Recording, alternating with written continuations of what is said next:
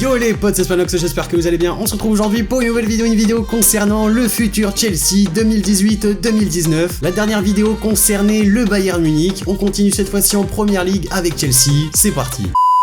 DJ Babs, t'as que ces Babs, t'as reconnu le tempo. Des bons accords pour adoucir tes tapants. On contrôle la neuzo, ça depuis longtemps. Monte le son à fond, chez nous tout est bon. Alors au niveau des départs, premièrement on a Jérémy Boga. Donc pour Boga, c'est un joueur quand même qui a très peu joué avec Chelsea. Et cette saison avec Sarri, comme l'année dernière avec Antonio Conte, il a très peu de chance d'être un joueur très important de l'équipe des Blues. Du coup, Chelsea a réussi à le vendre à Sassuolo pour environ 4 millions d'euros. C'est un joueur correct, Sassuolo, ça reste une équipe moyenne de Serie A, pourquoi pas. On a ensuite un transfert qui a fait beaucoup parler puisque c'est Thibaut Courtois qui a signé du côté du Real Madrid pour seulement 35 millions d'euros. Alors la somme est aussi faible parce que tout simplement, il restait juste un an de contrat au gardien belge. Mais quand je vous disais que ça a fait beaucoup parler, c'est surtout lors de sa présentation, lorsqu'il a embrassé l'écusson du Real Madrid. On sait que Thibaut Courtois, ça a été quand même un des gardiens les plus importants de Liga lorsqu'il évoluait du côté du rival de Madrid, l'Atlético. On l'avait même aperçu critiquer le Real et là il est en train d'embrasser l'emblème, mais enfin bon, il fait ce qu'il veut. En tout cas, il a quitté Chelsea, c'était un des tout meilleurs gardiens de la Coupe du Monde. Il rejoindra du coup le Real Madrid. On passe avec les prêts et Kurt Zouma, le défenseur français qui a rejoint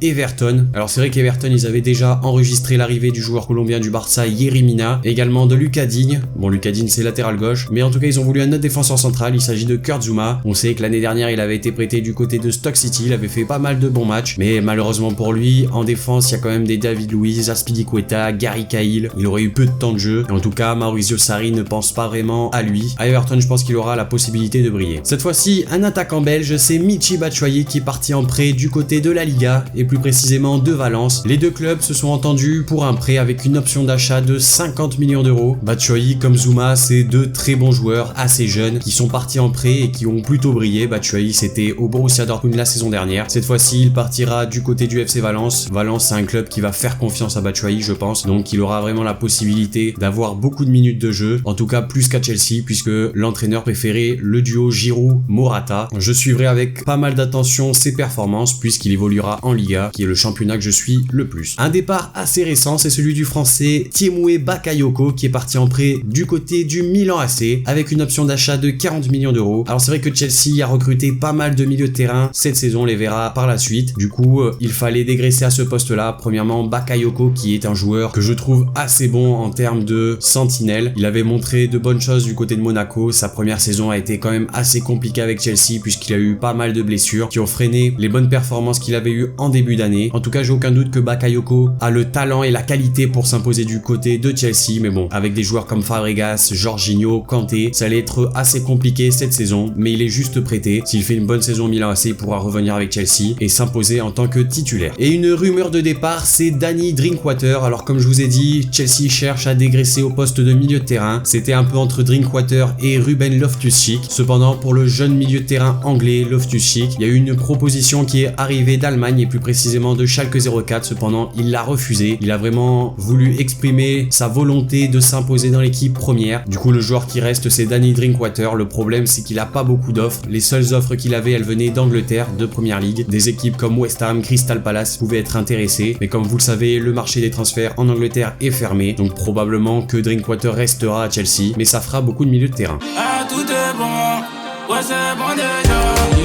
Ah, tout est bon.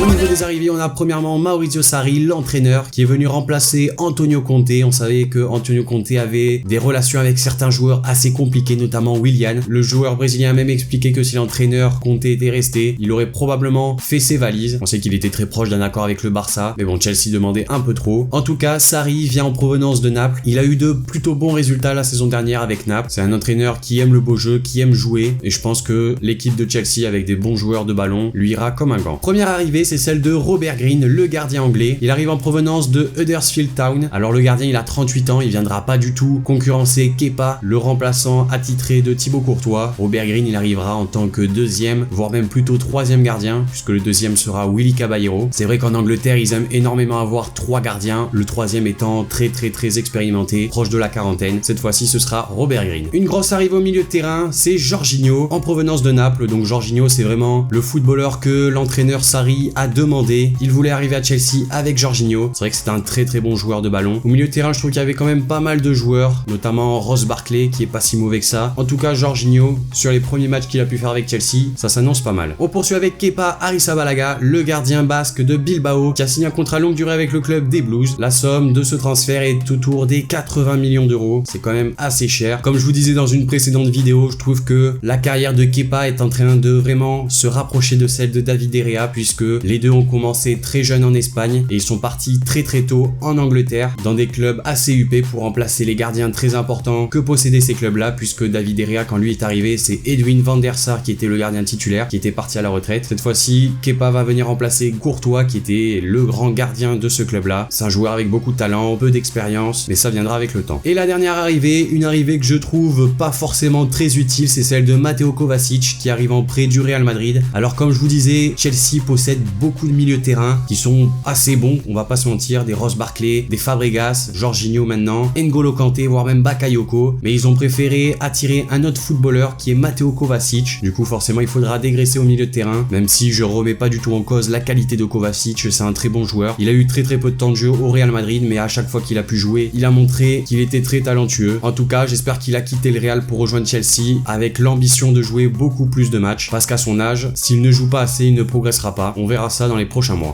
Donc voilà les amis, cette vidéo concernant le futur Chelsea 2018-2019 est maintenant terminée. N'hésitez pas à me dire dans les commentaires ce que vous en avez pensé de cet épisode. Également, dites-moi dans les commentaires la prochaine équipe que vous voulez que je prenne. Lâchez le like pour faire avancer la série. Et pour récompenser le travail, abonnez-vous si c'est pas déjà fait. Moi je vous dis à la prochaine pour une nouvelle vidéo, c'était Spanox. Allez, salut tout le monde.